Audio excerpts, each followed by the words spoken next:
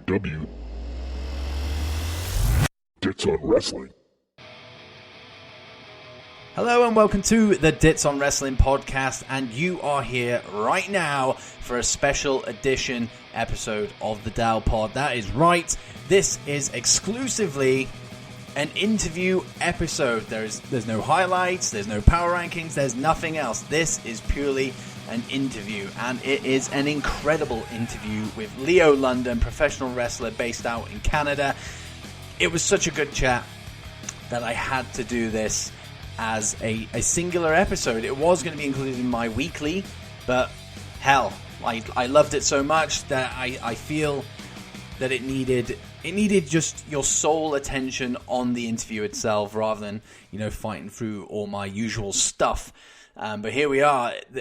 Incredible chat. We talk about Leo's career so far, his training to get into wrestling, the positive impact of the LGBTQ community within wrestling, something that Leo London has been a huge part of. We also talk about, not the need not to have gimmick matches, protecting your opponent, and we talk a little bit about football as well.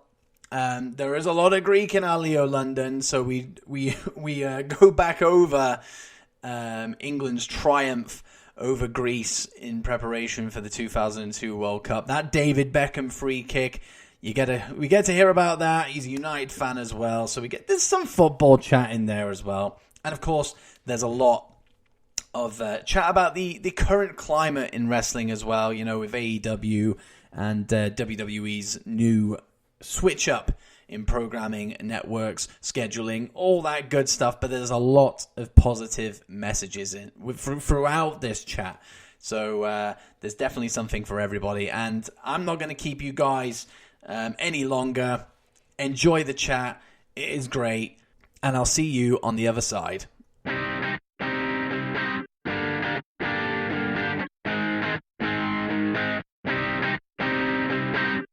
Joining me now on the Dits on Wrestling podcast is a wrestler all the way from Canada. It's Leo London. Welcome to the show, buddy. How you doing? I'm good. Thank you for having me. Hey, it's an absolute pleasure. And I will say, before we get into the chat, it was your entrance at the latest PCW show that really caught my attention. And I saw it.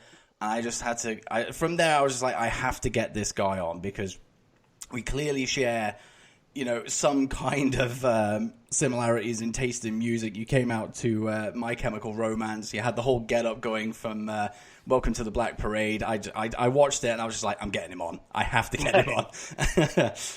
So that is pretty much the basis of you coming on. But as always the case, with these interviews that I've started doing with wrestlers, I'm more interested, of course, in the wrestling journey of you guys because I'm in awe of anything you guys do. You do stuff that I wouldn't even dare to do. Just taking a bump scares the living daylights out of me. So the fact that you guys are willing to do that to yourselves for our entertainment, it makes me in awe of you guys. So I will throw a little caveat out there for everybody listening. I am nursing a man flu, so if I cough, splutter, or sneeze or sniffle all the way through this, I do apologize in advance, but it's the beginning of the flu, so it looks like I might have this for a few days, sadly, but there you go.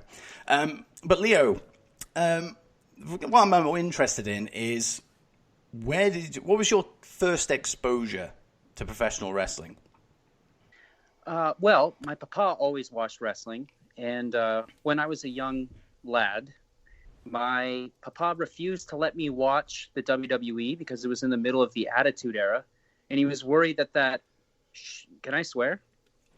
Oh, absolutely. Go for it. He was worried that shit would pollute my young mind. So he wouldn't let me watch it, but he managed to have old tapes of like World of Sport wrestling.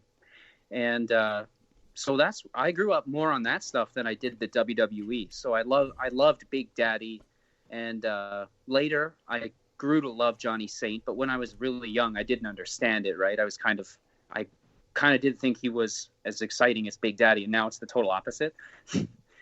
And that was my first exposure. Then when I was in high school and university, I kind of discovered that those tapes were currency and I could trade it for other stuff. And then I got into like Noah and All Japan at the time and fell in love with Mitsuharu Misawa. And he was the one that actually made me want to be a wrestler. And during my first year of university, I went to training as just a summer activity. And I didn't do anything with it for a long time until 2010, when I decided to give it a go once I moved back to Canada. And yeah, I've kind of given it a go ever since. It's actually quite surprising that the World of Sport is the one that kind of pulled you in, because I mean, how old are you, if you don't mind me asking? I'm 33. So you're 33. So when I think of World of Sport, because it was from the UK.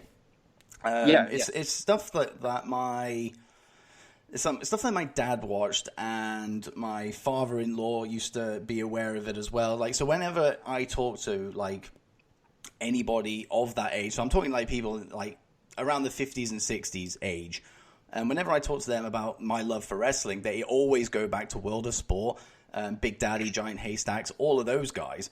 So, we're about a similar age, so it's quite surprising and actually quite refreshing to hear that your like entry into wrestling was World of Sport, something from the UK as well.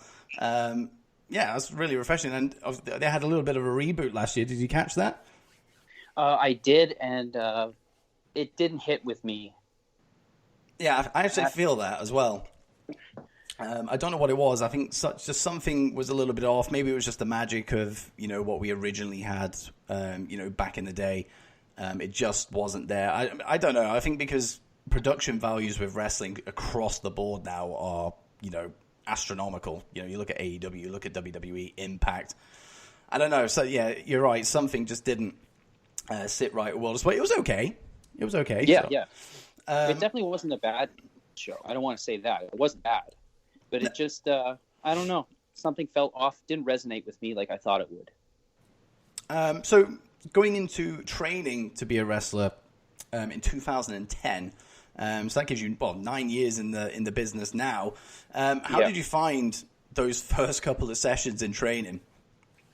Well, my original training back home in Greece was very different than when I got here. Because when I got here, I started working with a guy named Rob Stardom. And now there was a big gap between my first year when I just did it as the summer activity, and in 2010 when I tried to actually make a go of it. And he saw that I could do stuff, and he put me in the ring immediately. My first day there, I had a match, and I was not ready. And my opponent, I think his name was Matt Fairlane. He was very safe with me. He didn't hurt me. Nothing like, he didn't beat me up or anything. But from there, I felt that I wanted to distance myself from a promotion that was willing to put me in on my first day. And Rob grew as time goes on and things change. And I did end up going back. But training was brutal. My first bump, I felt like I was in a car accident. All the air just left my body, and I went really pale. And I just remember thinking that I really have to get up and do it again like everyone else. And getting stretched was obviously quite painful, but it did inspire my love of jiu-jitsu as well. So, yeah. See, that's the thing. The fact that anybody I've spoken to who has done wrestling, when they describe like their first couple of bumps, just like you, it felt like a car crash. It felt like a car hit them. It felt like somebody was dropping a brick on them. Like that puts me off straight away. I don't want to be flying around a ring and feeling like I've been hit by a truck. So, absolute kudos to you and anybody else that does it. But I mean, they threw you in the deep end like straight away. Like I said, first night in, you're having a match. Do you actually think that was beneficial to you in any way? Because I think for some people they might. I don't know. I think there would be different mindsets to it, where somebody goes, "Oh, I'm having a match the first night. It's a good learning experience." But like you've kind of gone, "Well, maybe why are they putting me in this situation straight away? I've literally been here for an hour and a half and I'm having a match. So was it any of that beneficial to you? Did you take anything away from it? I felt that it was good to be in front of the crowd, and just the feeling of having my a first match in front of people. I got the feeling like, okay, this isn't hopeless. Maybe I can do this. But it also scared me to death because I was very aware of how not ready I was. And even though I had trained that summer prior, I knew I didn't have all the pieces. Like to this day, I cannot do the Ricky Steamboat arm drag, for example. And that's because now I have a fear of it, so I avoid doing it at all costs. Because when I was in training, somehow the guy I was giving it to headbutted me as he was going over and broke his nose. Oh. And then I became scared, right? I don't want to break everybody's nose every time I go to give them an arm drag.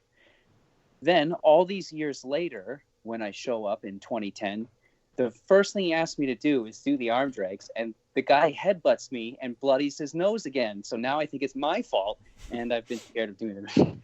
I can do them now. I still avoid them at all costs. I don't blame you. 2 in a row is enough to press the off button. I'm actually just curious because I've never heard of any wrestling out in Greece. I mean now, because somebody actually told me the other week that they were wrestling in Pakistan, and that blew my mind. But I've never actually heard of any wrestling out of Greece. But like, what do they have, like a decent wrestling scene out there at the moment, or is it just kind of what you would expect from that kind of country? Like they do have wrestling, it's just not mainstream. I can't say about right now because I haven't been home in a very long time. But I only knew of the one like really independent promotion, and I never got to see them do a show. So in the 2 months I was there, they didn't run a show. So I'm not sure how often they do run shows, or if they even did. My time there was so short, I didn't really get to dive in like I wanted to. I just had to begrudgingly accept I was never going to be the Kings Road heavyweight I wanted to be. I mean, it's strange because when I think of wrestling, I think of, America, UK, Canada, Australia, those kind of places. But you'd never think like places like Pakistan or places like Greece, like they kind of just slip the mind. Like France seems to have, a decent following at the moment. I keep seeing every now and then people popping up in France wrestling. So like there's wrestling all over the world. And we just become so oblivious to it because the mainstream stuff is, on the bigger continents. So maybe there is something major going on in Greece that the Greeks are loving at the moment that we're just not getting exposed to. But I'd be interested in check that out. I'm going to have a look once we've finished this chat, see if there are actually any decent promotions in Greece. So after you've kind of gone through that training phase and kind of got used to what you're doing, essentially knowing what you were doing, like between the ropes, like did that fear of hurting people like kind of go away? Because I know if I was doing it, I'd worry all the time that not only am I doing this right, but at the same time I don't want to be hurting this guy. I'd be all over the place. Like, so is that always in the back of your mind that you're not only looking after you, but you're looking after your opponent at the same time? Yes, that's always a big concern of mine. And I wrestle a very low impact style as my style changed and I evolved into the more technical based, really chain wrestle focused style that I have now. I never wanted to hurt anybody, and I would rather be hurt than be responsible for hurting somebody else. So on show days, it's never the time to try something you've never tried before. It's never the time to take that unnecessary risk with a move or some spot or something that you've never practiced and it only exists in theory. That's not the time. You can train in a nice, safe environment for that. Go with what you know and what you're comfortable with doing, and you're never going to hurt anybody. And to this day, I can't say that I've hurt someone. So if you were like in the middle of the match and the crowd were going nuts and whoever you were against just kind of got into your ear and said, look, the crowd are really into this right now, like just out of the just like you've probably talked before the match about, you know, how it's all going to go, but then he drops a bombshell on you and said, let's do this spot, and it's like a nut spot, it's like a Spanish fly to the outside or something insane like that. Like, what do you say to him? Do you kind of go, do you live for that moment and just go, right, let's just do it, or do you kind of go, hang on a minute, let's just pump the brakes here? Like the crowd are loving it as it is. We don't have to be throwing Spanish flies to the outside into the equation. I kind of feel both. If he's asking me to do the Spanish fly, that's not happening. But if he wants me to take it, no problem. I would trust him that if he's calling a spot like that in the middle of the match, I would assume that he knows how to do it. Yeah. And I'm not comfortable taking a backflip because my knees are shot, but taking the move, no problem. I would do that. That's quite interesting because I always assumed that, you know, like a bump is a bump, regardless of whether you're giving or taking. So, yeah, so that's actually quite interesting that you're not going to take it, but you're not going to give it, sorry, but you're happy for him to fling you out of the ring with a Spanish fly. So is it just a case of like when he's doing it? I mean, we're talking about a Spanish fly right now, but you know, this goes, you know, for any move that you would do that, you know, is labeled, you know, dangerous. If they're the one giving the move, does that give them like more control and you just kind of flow with it, or is there another aspect of it which kind of like changes it a little bit from, you know, giving and taking? I would say generally speaking, yes. There is the odd exception, of course, but generally speaking, the person giving the move should be. The safety of it generally falls on them. But of course, you always have to protect yourself when taking the move as well. But they just have a lot more control in that situation. There's a lot of stuff that you don't think about. You know, if you're just watching it on TV, you know, taking it as it is, this is stuff that you do not think about. So this is exactly why I've wanted to have wrestlers on the show, because like this stuff genuinely, I'm sat here just fascinated by what you've just told me in the first 15 minutes. So that's why I'm just keen to, you know all about this stuff. And I'm sure people listening as well will be, you know, more than curious to know, you know, about all this kind of stuff. But so moving past your training phase and, you know, the point where you were comfortable, did you settle on one promotion, or did you kind of move around Canada, or did you go stateside? I moved around as much as possible, and I did the famous winter death tours. Have you ever heard about those? I have not, but I would love to hear about that. Edge and Christian talk about doing them with Rhino, and there are these somewhat infamous Canadian tours where you can only get to some of these towns during the winter because all the lakes are frozen. I know. Yeah, I know. I remember them telling a story like this on their pod. But no, go on. I'm interested. Yeah. So I go to do this as this is a badge, you know, you have to do it if you're here, kind of thing. And he tries the joke where he's like, "Uh-oh, I think the ice is cracking. We're gonna sink." And I am not fucking selling this at all. First of all, I hate the fucking cold. I would rather it sink and kill me than stand outside in the freezing cold weather. Yeah, that was quite an experience. And I worked for various promotions, but my home promotion is Premier Championship Wrestling, and it still is to this day. And that's where I really found a steady audience to work on my character, and I was given a lot of creative freedom and opportunities to work very good people much better than me to help me along. In fact, I would say I became active sometime in 2010. By 2012, I was put in a program with Kenny Omega. Oh. Yeah. That was my first match with him, and I really felt overwhelmed because he hadn't really broken out yet. He was still kind of in DDT at the time, but I've wrestled him 8 times total since then. and we've just had. It's just been a pleasure to work with him all the time. That was a huge moment for me, and kind of signified that I was like, not great, but at the next level of not being a rookie anymore. And to be fair, I think Kenny Omega is somebody who, if you faced him, like, just instantly in that one match alone, you'll probably, double the knowledge that you had going into it. I would imagine, because Kenny Omega is something else. Like, I literally just watched the debut for AEW before we started recording, and I know his involvement in it was short, but I was impressed by it. And like, my exposure to Kenny Omega hasn't been as much as most people. I'm only new to the New Japan and AEW, all that kind of stuff. But anything that I've seen that guy do is unbelievable. Like, I knew the hype was there, but when I actually saw it, it kind of exceeded my expectations. My expectations were high because people had sold Kenny Omega like to the moon and back.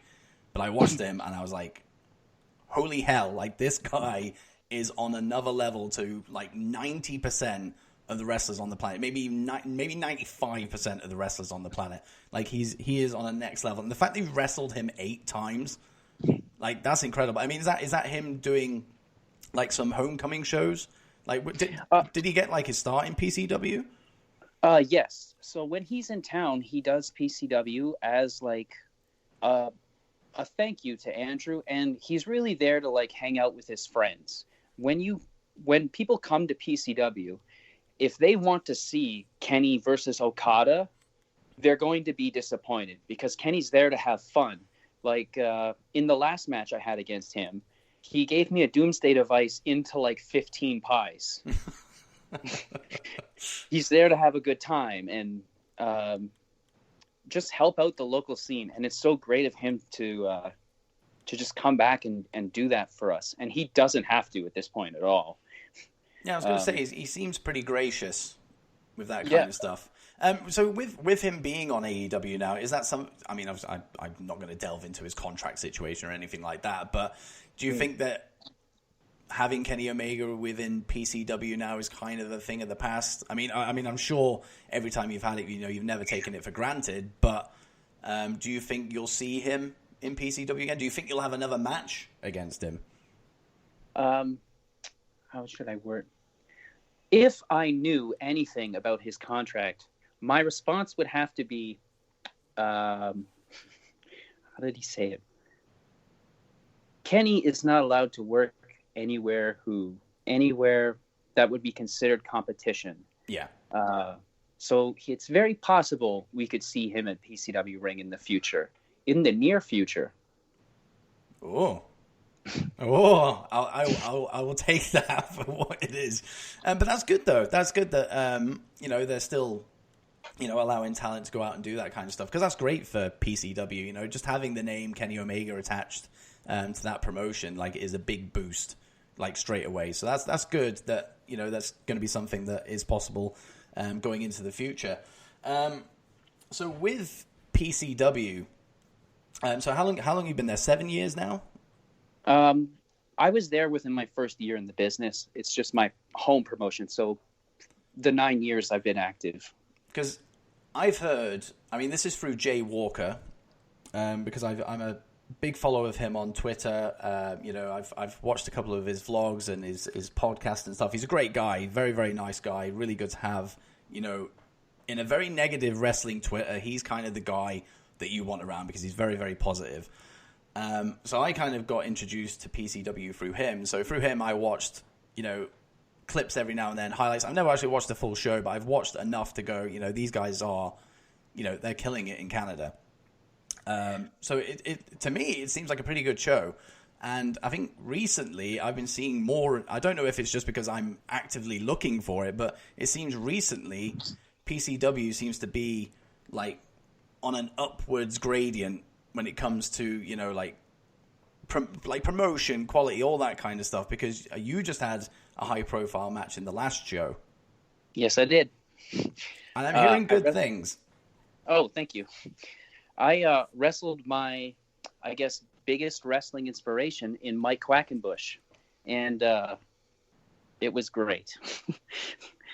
Um, he was everything I wanted him to be. Like, when you meet your hero, you have a certain expectation, and he was as intelligent and polite and funny and amazing in the ring as I thought he would be. Before the match, he had me convinced he was made of glass and that he was so injured and broken that if I touched him, he would shatter. And then we get in there, and he's way faster than me. He's way better than me. Like, oh, man, it was all an elaborate ruse. And yet you still beat him. No, I had a fall on him. Oh. No. See, that's what I forgot it was a 2 out of 3 falls match. Yes. But it would have been nice if you beat him. Yeah. But at least you could say you've got a fall over him, at least. Yep. I'm still going to come and do my best to get that score tied up. That way we'll have to do it 3 times. So is he coming back? Andrew asked him if he would be willing to do so at a future date, and he said he would love to. Oh. So it's very possible. And that is the thing again. Like, this is the level that PCW is at, where somebody who has, come to the show and come away from it with such a strong impression is willing to come back as well. So, that kind of tells you the whole story behind PCW, I think. Now, of course, you had a great match with Mike, but something else happened on this show, I believe. Oh, yeah. Which I think deserves a little bit of a congratulations. Do you care to share this lovely little story with everybody? So I got engaged to my long-term partner, and it was kind of funny because only the person who will be my best man and one of my other best friends knew in advance going into the show. I didn't tell Andrew until the day before. Andrew's the booker. And then I informed 2 other people in the locker room who had to play the roles of making sure that my girlfriend at the time, Ella Blake, didn't leave the locker room because she had to stay there during the match so I could explain the proposal after my match. Because a traditional Greek proposal doesn't involve a ring. I throw an apple at her and she has to catch it. And if she does, that's a yes. Oh. The funniest part of the story actually didn't occur while I was around because my friend was so dedicated to getting the perfect apple, he spent a good 15 minutes doing so. You got to have the right apple. Yeah. So it was all very lovely. And she said, yes, we don't have there's no plans in place yet. But yeah, it was all just a big night for my career and a big night for my life as well. Yeah, an absolute massive congratulations to you. And PCW got its very own Miss Elizabeth Randy Savage moment with that as well. So that's pretty cool. So obviously I mentioned right at the start, this My Chemical Romance themed entrance. I kind of want to know like a little bit behind that. Did you literally just do that just because you're a fan of the band, or were you just trying to do something a little bit different? And I've never seen anybody do that before in wrestling, so straight away, exactly what I said at the start, that piqued my interest. I was like, I'm getting him on. So what's kind of like the story behind that entrance? So that's actually the second time we've done it. The first time was at the last anniversary for PCW. And me and my brother wanted to do something as a tag team. That's our primary role. And we wanted to do something to mark the occasion. And I love My Chemical Romance. I probably listen to them every day still. And I thought it would be cool if we got the jackets in and did all the face paint. And it's funny because I tell it to the promoter, Andrew, and he says, this is stupid. No one's going to know what you're doing. This doesn't make sense. I don't get it. I don't know. And I said, just trust me. I know the age bracket of the people I'm in front of. This is going to be huge. And we do it, and it ends up going over so well. People are singing. We used Helena as our entrance music, and people are singing it with us. And there's a really strong reaction when they see us come out. But there's another really strong reaction when I take the jacket off and reveal that I'm wearing Gerard Way's outfit from the Helena video as well. So you've gone deep into this as well, so I like it. Yeah. And then after the show, Andrew, in front of the entire locker room, says, "I owe an apology to the Londons. That went over great. Are you guys doing that all the time now?" And I flat out said no. There's no way I wanted to do it all the time, just because of the law of diminished returns. But we decided we will use it as like a Demon Balor persona and bring it out on really big shows and for really big matches. Oh, I like and that. For me, yeah, it's become a thing now that people know us for, and our like merchandise is based off of My Chemical Romance stuff now. And yeah, for me, it didn't get any bigger than wrestling Mike Quackenbush, so I had to bust out the big guns.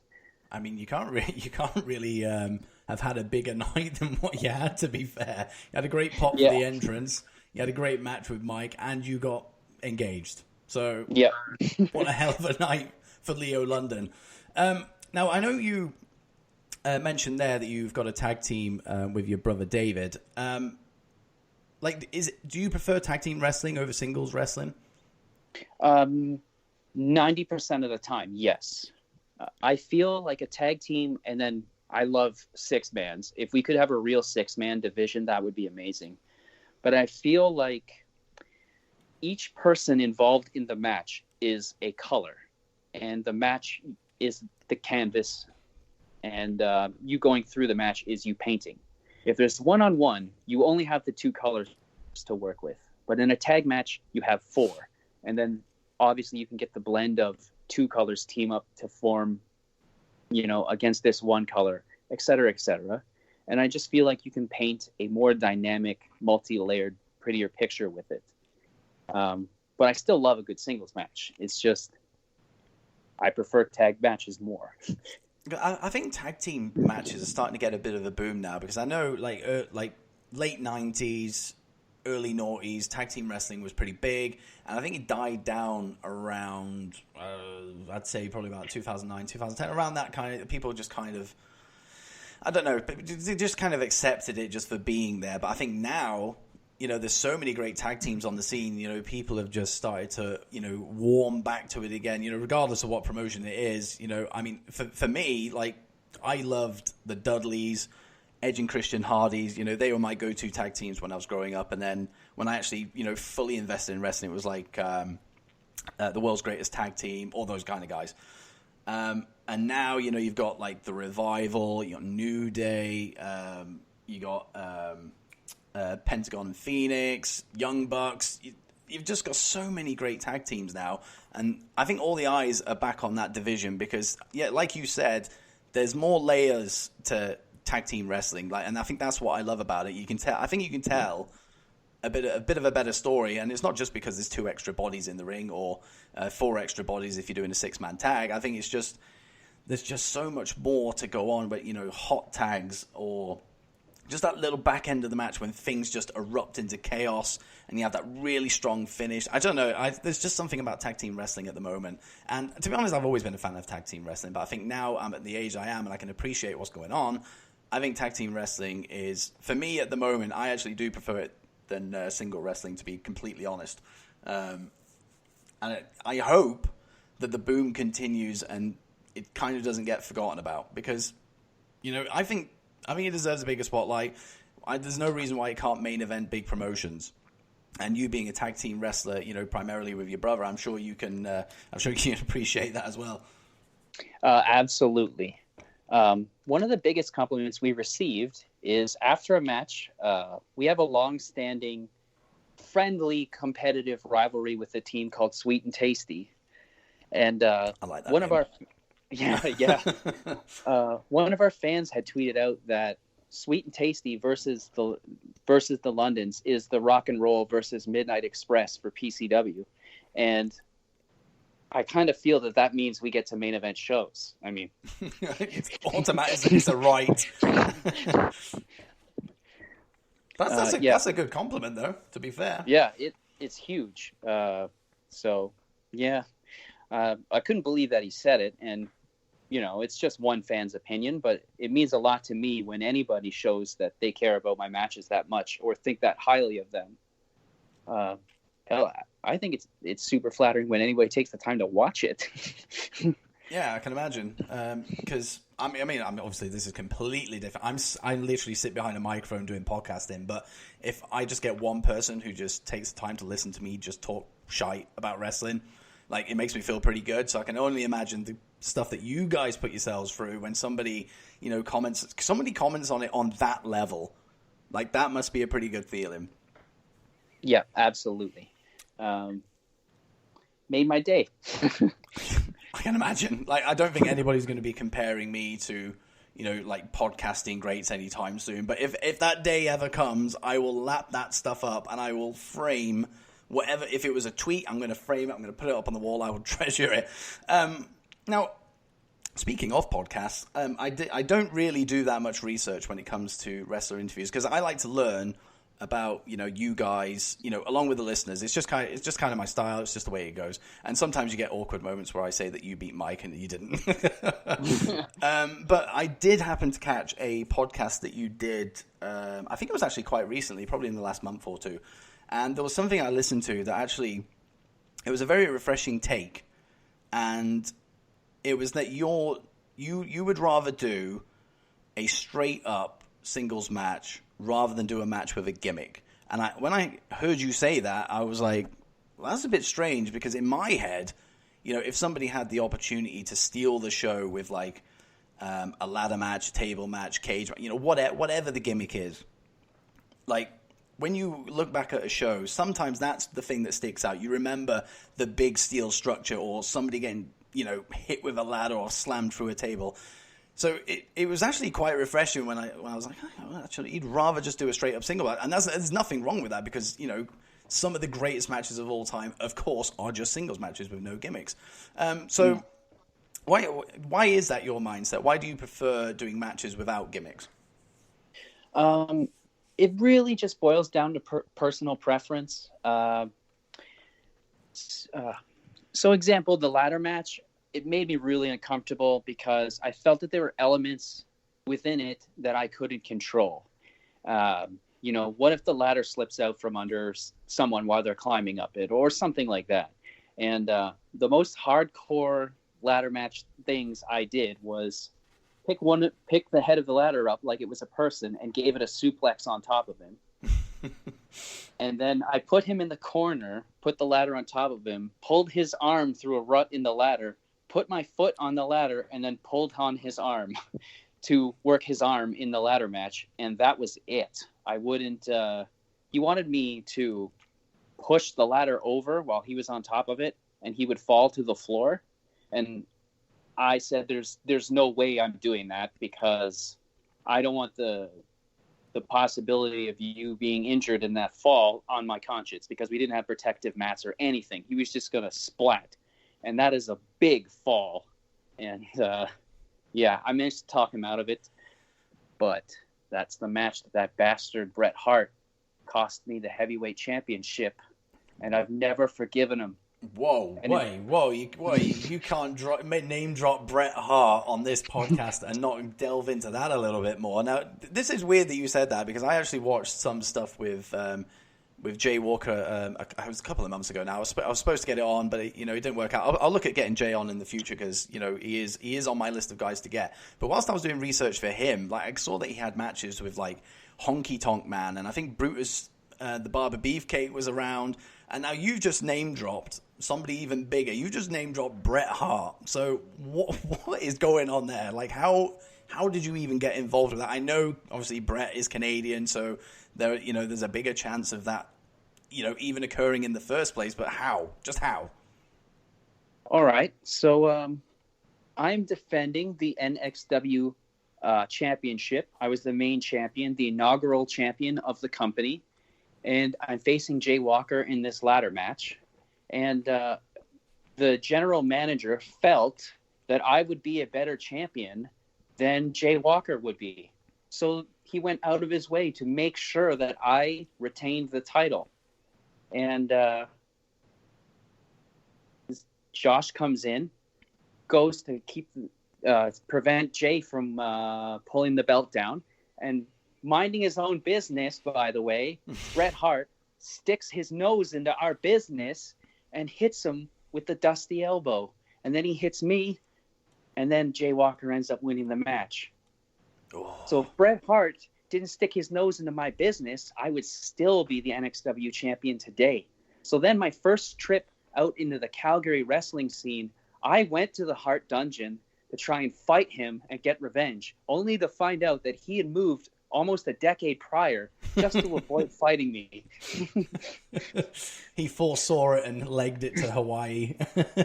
But I mean, God, I mean that's pretty cool that you get to have, you know, had an experience with Bret Hart, because so somebody was on the show a couple of weeks ago, avid collector, you know, he won the opportunity through a radio show to sit down and have a lunch with Bret Hart, and his stories, you know, about Bret, you know, he just seems like such a great guy. Like, he really does. I mean, so you kind of see what he's like on Twitter, you know, every now and then. He kind of has that rough exterior. Like, I think, you know, some people kind of have that impression of him. But any story I've heard, you know, everybody, you know, he's a gracious guy. He's willing to give everybody time. Like, he just seems like a good dude, to be fair. Aside from costing me the title. Aside from that. He was watching the match, and he told me he liked it, and he liked that the ladder didn't take the place of a good match. We merely used it as an extension of a good match, and we didn't just rely on it to do a whole bunch of crazy stunts and forget how to wrestle. He said he liked that aspect and just told me not to get hurt and I'll be fine. And I was like, that's got to be high praise for him. I mean, yeah. I'll take it. Yeah, that's kind of how I felt. But it's funny you mentioned the Honky Tonk Man, because one of my other weird stories is in a bar in Brandon, Manitoba. I was involved in a match with the Honky Tonk Man and Kenny Omega, and he smashed Honky Tonk's guitar over my head. Whoa. And then I sold it to a fan for $80 at the end of the show. You got to take advantage of these situations. So I'm curious, because I've never been hit in the head with a guitar. Like, how did that feel? Like shit. It hurt real bad, and I felt the impact in my teeth, which was really weird. That's a deep pain. And then I hit the ground and I roll out of the ring and I think, okay, I'm fine. But the ref kicks the guitar out of the ring, and where does it land? On my face. And that hurt worse. Yeah. And as I was leaving that night, a fan named Joey became a fan of mine that night and buys all my merchandise. Thank you, Joey. He said, how much for the guitar? And I was $80. And he goes, deal. And I was like, well, don't gotta tell me twice. And deal done. Yeah. So it was, just a merch opportunity. Just get somebody to smack you over the head with a guitar and just say, do you know that is the Honky Tonk Man's guitar? You know that, right? $80. Come on, cough up. Maybe Joe will come back and buy it again. Maybe. Or maybe he's wised up and will only offer you $50. But that's how cool is that? You get to, I mean, obviously it hurt like hell, but how cool is that to say you've been hit over the head with a Honky Tonk Man's guitar? Yeah. It was a bit of a weird experience for me, because a lot of my peers in the wrestling business, they more grew up with the WWE. And I didn't start watching the WWE live as it was happening. And I remember the very first episode of SmackDown had Brock Lesnar versus Kurt Angle in the Iron Man match. Yes, so that's fantastic. When I started watching. And they've all, grew up with like Brett and Shawn and, Mr. Perfect, Jake the Snake, and Honky Tonk. And when I'm there, I'm just kind of like, yeah, it's cool. I remember being on shows, and my friend Brett Evans was like, "Oh my God, you're on a show with Jake the Snake," and I went, "Yeah, I've never seen him wrestle, so." Yeah, The no only big deal. match, No big deal. yeah, the only matches I had seen him wrestle were the ones I saw him wrestle on those shows. No. Yeah. I'm trying so hard to go through the back catalog, but there's just so much to see all the time. There's always new stuff. And then there's all these great matches from the past I want to try and watch too. But there's only so many hours in the day. I absolutely can totally relate to that, because I always try and broaden like my wrestling mind, if you will, like because I my first exposure into wrestling was Hulk Hogan tapes. My granddad had loads of them, so that was my first exposure. I'm sorry. So I know, right? So I've always been like interested in going back to like kind of that era and looking at, everything else that was going on, like Randy Savage, Steamboat, Mr. Perfect, just all those guys. But like you said, because there's so much new stuff going on right now, you don't even have time to go back and watch the old stuff, because you're struggling to even watch what's coming out now. So it's very hard to do, but it's something that I don't know. I want to just try and get into it, like the Monday Night Wars. Like I kind of want to relive WCW because I was over on WWF's side, so I missed the entirety of WCW. I didn't even have access to it. Probably didn't even know it existed because I was like 8-9 years old. So I'd love to go back and actually watch WCW from the moment that first Nitro aired until its demise. Like, I'd love to do that, but I'm just never going to be in a position to do it, because now we have another show on TNT in 2019, AEW. So now I have to find time to watch that. So there's so much wrestling going on. And just out of curiosity, because this week in wrestling is huge, like, what is your take on like where we are with wrestling? With NXT, AEW, Raw changing things up a little bit, SmackDown moving to Fox, Impact is now on another network now, and they're killing it. MLW's coming through. Like, it's pretty exciting, isn't it? It's a great time. We are on the cusp of something truly special right now. And there's never been, at least while I've been really paying attention, and maybe since Twitter and all that stuff has actually been a thing, there's never been as much buzz around the business than there is right now. And I think that's good for everybody. And this whole imaginary war that people are talking about, it doesn't exist. There is no, you don't have to pick a side. I know this sounds crazy, but you can watch anything you want. You don't have to only like one thing at the exclusion of all else. You can watch, a Zack Sabre Jr. match one day in New Japan, then watch WWE the next day. You can watch AEW later that night, and believe it or not, nobody's going to come and arrest you. I mean, amen to that. I mean, case in point, I watched AEW just before we started recording. When we're done, I'm going to go and watch NXT. So it's like you said, like, it is an imaginary war. I've harped on about it enough on Twitter and on my podcast to say, like, come on, it's wrestling. At the end of the day, it's wrestling. We're all wrestling fans. Why can't we just watch what we want to watch? And if we don't want to watch something, we won't watch it. Like, don't hate on somebody for not watching it. It's I just don't get it. It's so bizarre, because I don't even think it was like this when we had the Monday Night Wars with WCW and WWF. I don't think people were flinging death threats at the other set of fans because, like, God hate you for watching WCW instead of WWF. Like, I think people just were happy to flick between the channels, or even have somehow, I don't know how technology worked back then, but to have both on at the same time. Like, I don't think there was as much hatred as there is now, because it's a very toxic place. So as much as we've got all this great stuff happening with wrestling at the moment, we also have this toxic side of it, which is a shame, because like you said, like, it's such an exciting time, and like, this is kind of the beginning of something, like a new era, if you will. And to have that kind of negativity surrounding it is a absolute shame. Absolutely.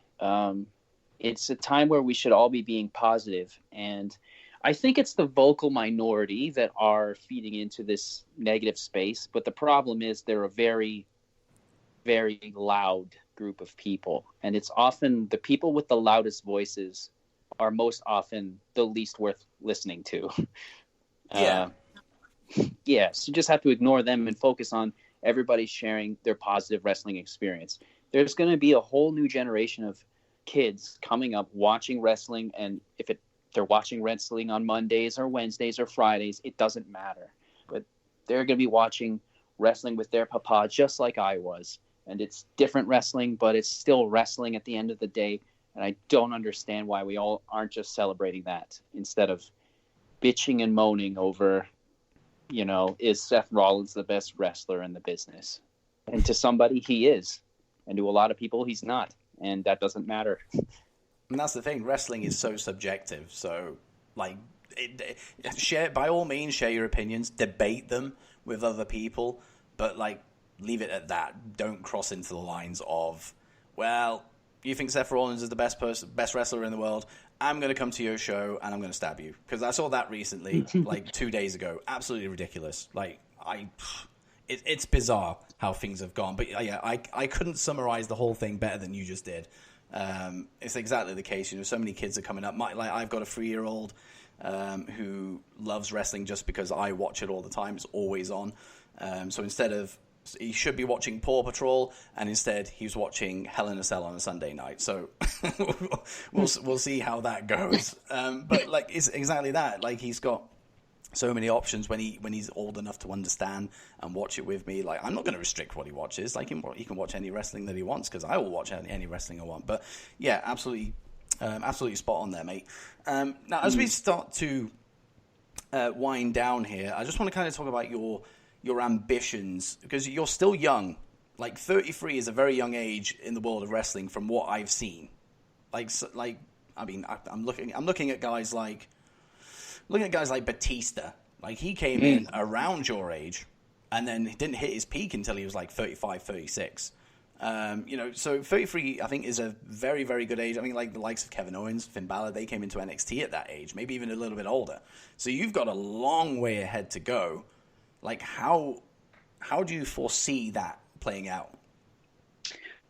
I'm really not sure. At this point, especially just after wrestling Mike Quackenbush and having already wrestled one of my other heroes in Steve Corino, the only two of my wrestling heroes that I would have patterned myself after and say inspired me are Daniel Bryan, who's in the WWE, and there's no chance. Manami Toyota, who has retired, and Mitsuharu Misawa, who unfortunately passed away. So I wrestled everyone who I would regard as a hero. I won tag team titles with my brother, which is something we wanted to do as little kids. And I don't know what to do anymore. I'm kind of at this weird point where I don't feel I've hit a ceiling, because I still want to get to the United States. I'd love to come to the UK because I love that style of wrestling so much. I know they don't do the world of sport as much anymore, but I feel like the audience would be a little bit more receptive to it there than they are here. Yeah. So I would really love to do that. And to tell you the truth, I was very close to coming over there at one point. I don't want to say the promotion, just in case something doesn't come through. But when they said, I asked if I could do other shows, and they said, yeah, no problem.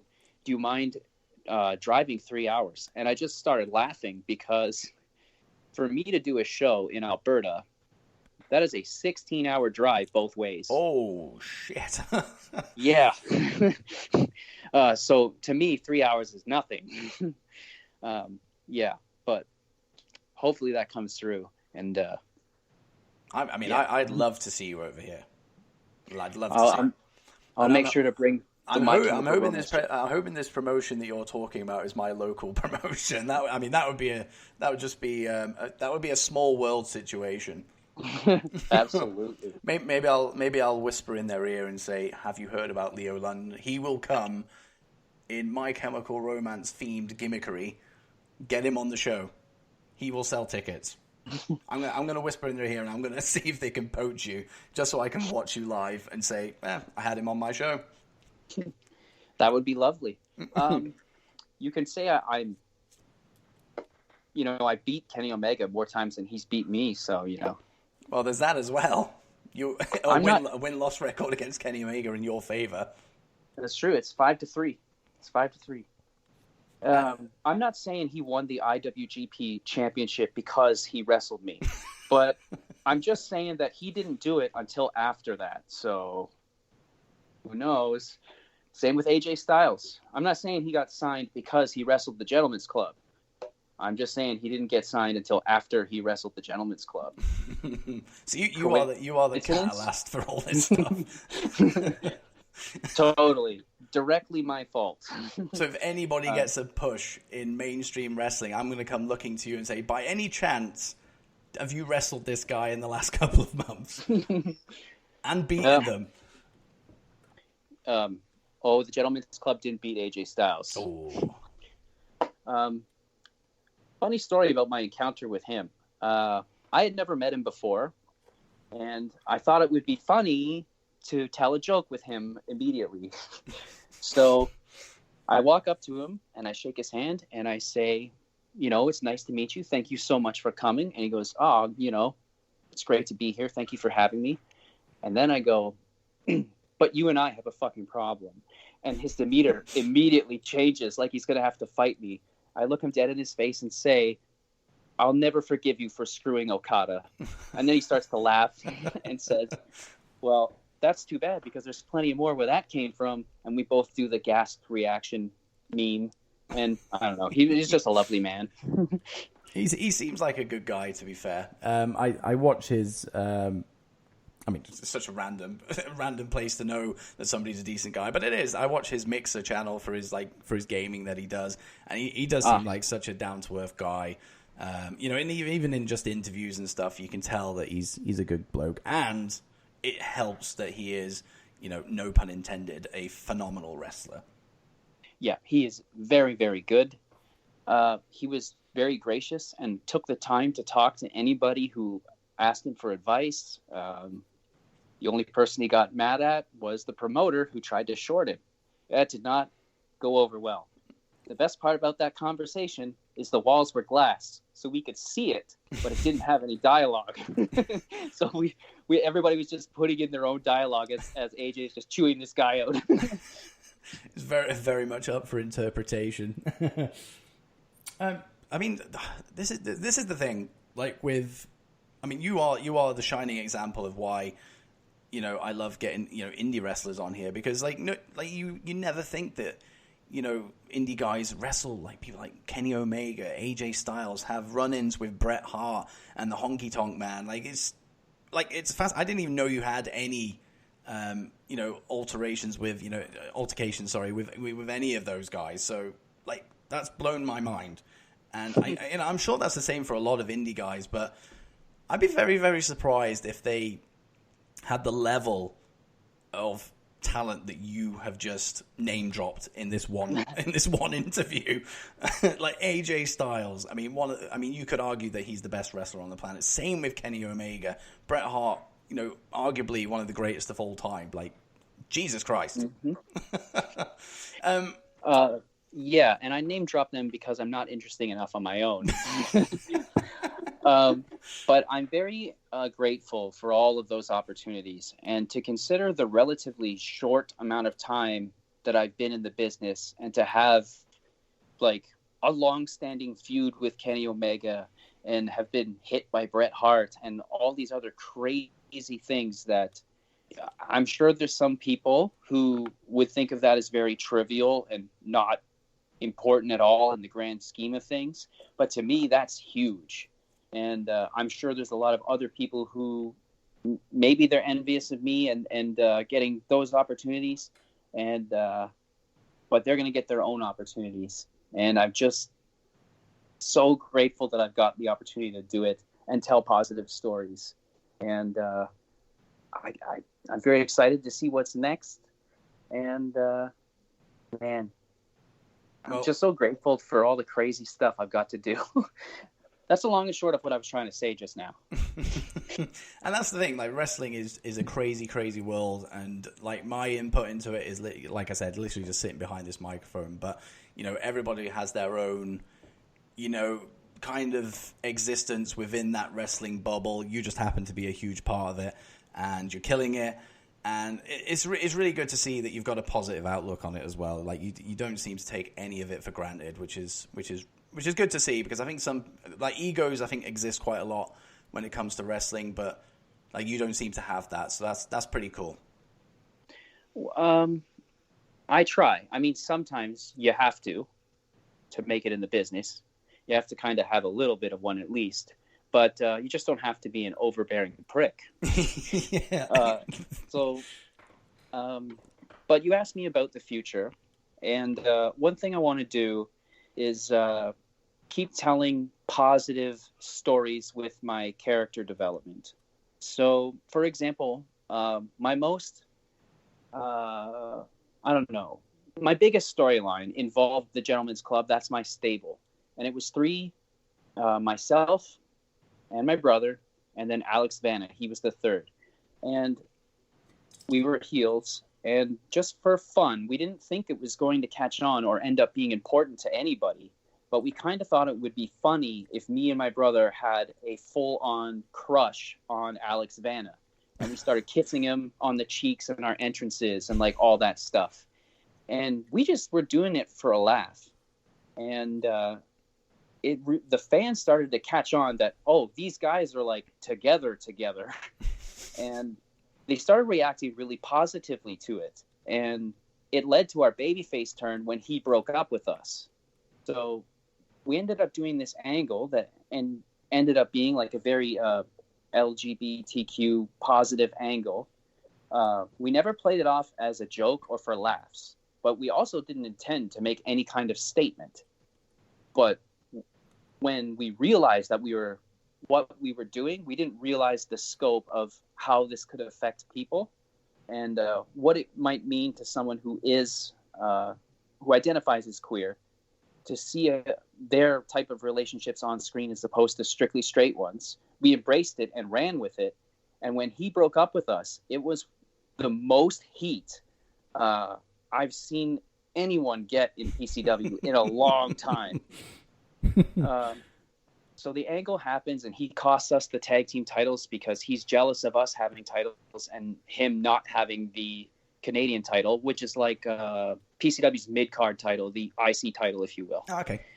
And, he does this because if we don't have the tag belts, then we could focus on what we're supposed to do and keep the belt on his Canadian title on him. And David says, "We loved you." And Vanna says into the microphone, "I know you loved me, but I never loved you." And the whole crowd starts chanting asshole, and they're booing him like crazy. And they drowned it out Vanna on the microphone. We couldn't hear him over the crowd giving him heat for that. And just the crowd embracing a queer storyline and Andrew letting us do it. We didn't ask to do it, to start doing the bit where we had a crush on him. We just started doing it, and then he let the character evolve, and then we embraced the LGBTQ support storyline, which was important to me because I am not a straight male in the wrestling world. So I want to continue doing stories like that and positive stories about, for people who may feel marginalized. And I want to make as many people as possible feel welcome in wrestling. And hopefully I can use my matches and my stories and character to do that. And that's really cool that you were able to do that as well, because this is not just wrestling. I think this goes for, any, sport, anything athletic, to be fair, literally anything mainstream. Like there seems to be, that reluctance, to, kind of broadcast, people's sexuality, and I completely understand it because, there are dickheads, out there in the world. So the fact that you were able to kind of run with that whole storyline, spread that positive message, and the fact that, PCW, welcomed it with open arms as well, it's very endearing. And, even if you just affected, one person who, maybe was having struggles with it, and then he saw you guys doing what you were doing and was kind of like, well, and obviously if he's a fan of wrestling as well, that helps. He's watching, people, he's in awe of, doing these stories together, and if that just helped that one person, then it's worth it. Yeah, exactly. And how well that storyline was received is what led me to feel comfortable enough to come out about my sexuality. And I've never had any problem with anybody since. Nobody has treated me any different than before. And Andrew was the first person to contact me, and he said, if anybody gives you shit, I will beat the shit out of them. And if you were to see Andrew, you would totally believe that he could. So I felt very safe in coming out, and I hope that I don't feel like I'm a part of the LGBTQ community necessarily, because it'd be very difficult to explain, but the long and short of it is another person can say anything they want to me. Say oh, I don't think men should date men. And that would have no effect on me whatsoever. I don't give a shit. I would just go and date whoever I wanted to date anyways. Because to me, somebody's words only have as much power as I allow them to have. So I simply deny anyone that power if they're trying to use it to hurt me. And I understand that that's very difficult for a lot of people, and those type of statements really hurt them. But because as much as I can sympathize with that feeling, I've never felt that feeling, so I feel I'm a part. I am pressed right up against the box of the community, but I'm still just outside of it, because I feel I can't share in their struggle. And I just want to do what I can to help out anyone who's struggling with it. And the fact that some people have said that they feel I am a good representation of the community is very flattering. And I hope to continue to do so. It's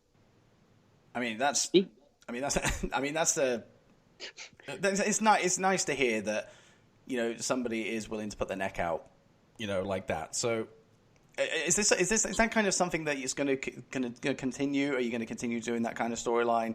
Or is it kind of really up to, Andrew about what you do? Or are you going to him saying, look, did you see how well this was received and how, well people have taken it and the impact it's had on people? Let's just carry on doing it. We don't want to do it to the point where it comes off as pandering. Yeah. That angle was very organic in how it grew and played out. So we don't want to shoehorn anything in. And I completely understand that. But we're still within the angle of the breakup with Alex Vanna. We're still yet to get our revenge on him. So it's still ongoing in a way. As for where it goes next, or when is the next queer storyline, I can't really be certain, but I definitely don't want it to come across as pandering. I want it to be just as equally as organic and natural, even if it doesn't involve me. PCW has always had queer characters, and they were never played off as a joke. It's very important to Andrew, because to quote him, he wants to always feel comfortable in telling his gay friend that he can come and watch the show and not feel like he's being mocked. So yeah, he's very careful about what we do with those types of characters, but those characters are always around. And yeah. And kudos for Andrew for allowing that exposure to. It's not an issue, but I think there's so many, there's negativity around it, which is completely unfounded. It's 2019 for Christ's sake. But it's really cool that PCW are kind of I've not really seen that many LGBTQ storylines around wrestling. So it's pretty cool that, to me, you telling me this story, it's kind of like PCW kind of leading the charge. Maybe in our own small corner of the world, yeah. I'm just so proud to be associated with them and to have been given the opportunity to tell that story. And like you're saying, it's such a strange thing for people to be angry about. Why do you care at all who anyone else is involved with? Why does it matter? I never understand it. Same thing as I never understand, like, what's your football team? Manchester United. Oh, we're brothers. Oh, yes. Right, you've got an instant open invitation to come back on this show. So my papa, when I was back home in Greece, he took me to see one Manchester United game because my hero was David Beckham. Nice. Every time he got a haircut, I got my haircut the same way. And I got to see him play twice, once with United and then once with the Los Angeles Galaxy. But the one thing I love the attempt of FIFA and the football community to support players from other countries, support queer players. But when you look on the comments sections of posts like that, it's a tough read sometimes.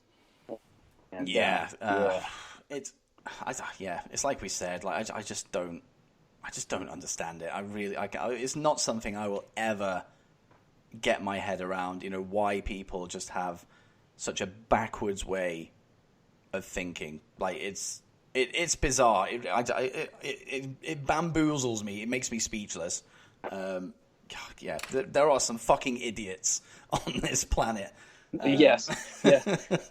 I just think, can he play football? Can he wrestle? Yeah. Well, then he should get the job, and that's it. A person should be judged on the merit of their character and their ability, and that's it. I don't care who you have sex with. That's none of my business. Like, why some of those fans are so angry at like foreign players is beyond me. I want Paul Pogba on my goddamn team. I want Conte on my team. No, he's we don't like the blue team, but no, we do not. But I would take Conte, just because he's good. I don't care where he's from. I don't care. I only care whether or not he's good. Same as a wrestler. Man, all this stuff just gets under my skin. And to end it on a positive note, my papa took me to see that game, and he let me support David Beckham, and even during the World Cup, until Greece versus England. Oh. Do you remember when David Beckham scored the free kick that put Greece out of the World Cup? I tell you what, it's funny you bring that up because at the point that happened, I think was that leading up to the 2002 World Cup. I think it was, wasn't it? I think so. Yeah. Yeah, that was probably when I was literally just coming into wrestling like fully as a fan, and obviously he scored that free kick that put England through. And I remember watching that, and I actually thought to myself, like, football isn't real. Like, this is staged. This isn't real. Like, how does that happen? Like, literally, the last minute, he bags a free kick, and he scores, and England are through. I was like, nah. Like, wrestling is more real than this. I genuinely thought it was staged. It's too perfect. Exactly, yeah. Like, you can't write moments like that. Like, It was unbelievable. It was like United winning the treble against Bayern Munich, and the 2 goals in injury time. Like, you can't write that stuff. Like, it just happens so naturally, and and that does fall back to wrestling. Like, some stuff happens in matches that you're not expecting. It just comes naturally between the performers. You're like, whoa, Jesus Christ, what just hit me? Like, you just can't write stuff that just happens organically like that. I mean, what a moment! That was incredible. I just remember watching it and go, yeah, this is fake. This is real. Well, I'll tell but you, yes, that must have been devastating for you. Oh no, I was fine because I love Beckham, right? But my papa, on the other hand, so I'm watching it with him, and we're in the living room, and I'm on the sofa to the right, and he's on the his lazy boy-esque chair, and we're watching it, and it goes in, and he turns to me like almost in slow motion. And I turned to him with like oh shit. And I could see the storm cloud forming over his head. And he points at me and goes, "You ever wear that fucking shirt again, I'm going to beat you senseless." And from then on, I was forbidden from wearing his shirt in the house. I don't blame him, to be fair. In my papa's eyes, David Beckham single-handedly cost Greece the World Cup. In his mind, he was winning, like we had already won. But luckily, 2 years later, we got the Euro, and we'll have to be happy with that. Yeah. He took me to Portugal to watch it. I got to see it, the final. I can't remember who they were against. Was it? I'm going to was say against Portugal. Oh, Portugal. I was going to say Czech Republic. I don't know why that was in my head. But to beat Portugal, like in the final of the Euros, that's pretty special. In Portugal. Oh, that's it. That is a slap in the face, isn't it? Yeah. So it happens. Time gets called, and he looks at me and goes, "We got to get the fuck out of here." And we start making our way out, and nobody hurt us or anything. Nobody tried. Like, there was some, like, fuck your team kind of stuff, but nobody was malicious towards us that I could recall. Yeah, but that's my funny David Beckham story. And I retaliated with a "is football fake" story. So, you never know. You never know. No, I honestly, I feel like I could talk to you for hours. Like, this has been a really, really good chat. I've really enjoyed it. But as a closing thing, obviously you've been in the business now for 9 years now, and I'm sure that's flown by. But if you had to give any advice to somebody who, was kind of interested in getting into it, was kind of like humming and ahhing, a bit anxious about it, like what advice would you give to, an upstart now? Because one might be listening to this. You never know. I would say, aside from, like, make sure you find a reputable, quality trainer. Aside from that, I would say, don't let anyone else define your success or decide the worth of your time, your career in the business. If all you want to do is wrestle once a month in your hometown in front of your friends and have a good time, there's absolutely nothing wrong with that unless you give it your all. And don't let anyone else tell you otherwise. And if they try and shit on you for you trying achieving, for them to say, "Oh, you haven't done anything in the business," remember this: anyone who says that probably has done nothing in the business. And fuck them. Don't let anybody define your success. You define your success. You define your happiness. And if the biggest thing you accomplish is having one match in front of your friends and family, and that's all you want to be happy, that's all you need to be happy. Don't let anybody shit on you. And I can't think of anything better to close the show with that. That was absolutely well said. And hopefully, if there is somebody who's looking to get into it, hopefully they can take that on board, because at the end of the day, like you said, you're in it for yourself. Don't listen to the haters. Fuck them. Exactly. Yeah, exactly. But Leo, it has been an absolute pleasure to have you on. Like, as always is the case, I aim for my interviews to go for about 40 minutes, and we're here at the hour and 16-minute mark. So that is the sign of a good chat to me. So it has been an absolute pleasure. I would love to have you on again in the near future. But it's been incredible. Thank you very much. But before you go, if you want to plug yourself, any social medias and stuff like that where people can find you, then use this opportunity to do so. So my Twitter, Instagram, and my Facebook page, which is the best ways to get in touch with me and follow along my career if you're interested, is all at Leo London 23, because that's David Beckham's number for the LA Galaxy. Nice. And I have a YouTube channel, and I try to do weekly vlog series with Ella Blake, and I think we're the only wrestling YouTube show that has not only a female competitor, but a queer competitor as well, chronicling their times through wrestling. You can, I don't know. There's a lot of cats in there. There's lots of stuff. So yeah, like, subscribe, all that stuff. Give me a follow. I'm always happy to chat about anybody who's with anybody who's respectful. And even if we have differing opinions, as long as you don't be a dick, we'll be fine. And that's what it's all about. So please go and check Leo's stuff out. Go on YouTube, find highlights. Get yourself on Twitter, get yourself on Facebook, follows, likes. Give him all the love because he deserves it. He's a great guy. Leo, thank you very much for coming on, and hopefully I'll have you on again in the future.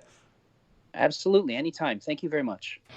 You probably could have gathered as we were going through that thing. We probably could have talked for another good couple of hours. Really could. In fact, when we went off air, as it were, we actually did talk for a little bit longer as well. So I'd love to get Leo back on. What a great chat that was. Probably one of the better ones I've done, because there was just so much to dig into. He's such a positive guy, telling a positive story. And, that I'm all for that, because negativity in wrestling, especially recently, with wrestling Twitter and all that kind of stuff, it's been a little bit of a hindrance to my enjoyment of everything. But somebody so positive coming on is refreshing, and hell, let's get him back on again in the future. I'd love to share Leo again with my listeners. I'm sure you've enjoyed the hell out of that chat as much as I enjoyed hosting it. But of course, that is all we have time for. This is purely just an interview episode, so it's a little bit of a change up from the usual formula. I hope you enjoyed it.